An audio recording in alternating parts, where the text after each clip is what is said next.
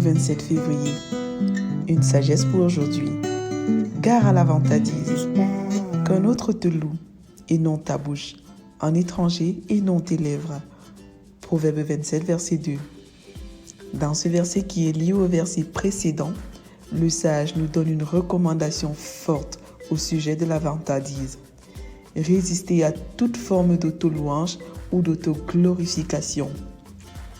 La vantardise, c'est le fait de toujours mettre en avant ses propres mérites. La vantardise, c'est une sorte d'idolâtrie subtile, de culte de sa propre personne. Les vantards sont sous l'emprise d'un esprit de compétition avancé, ce qui veut dire que ces personnes souffrent d'une crise d'identité aiguë. 3 choses qui caractérisent les vantards. Tout ce qu'ils font a pour but d'attirer l'attention sur eux. Ils se servent des gens pour arriver à leur fin. Leurs projets ont plus de valeur pour eux que les individus. Lorsque notre éducation est exclusivement basée sur la récompense et le châtiment, nous forgeons à l'enfant une personnalité compétitive dont il aura du mal à s'en défaire plus tard. La vantardise ne vient pas de nulle part. Une réussite, un exploit ou même une bénédiction peut très facilement et très subtilement activer une semence de vantardise dans notre cœur.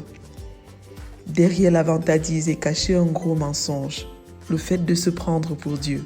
Ce qui veut dire que vous pouvez vous passer des gens, vous savez tout. Les gens doivent vous adorer, se soumettre à vous car ils n'ont pas de choix. Le vantard proclame haut et fort qu'il est le maître de sa vie, se félicitant à tort du lendemain, ce qui est la preuve qu'il est un insensé.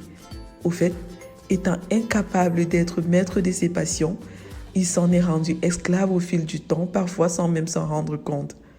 Jésus, le parfait modèle, dit « Si je me glorifie moi-même, ma gloire n'est rien.